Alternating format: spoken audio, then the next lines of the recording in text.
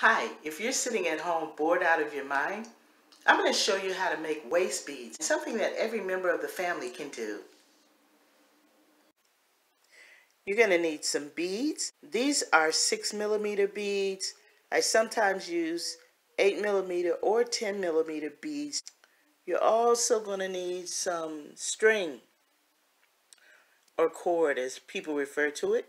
You can pick this up at Walmart or some of the craft stores like Joann's or Hobby Lobby. So you have the string, and I have my bead right here, and I'm just going to start stringing the beads.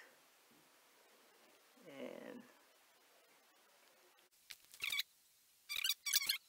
here is the finished product.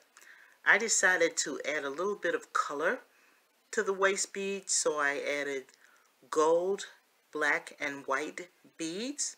But as you can see,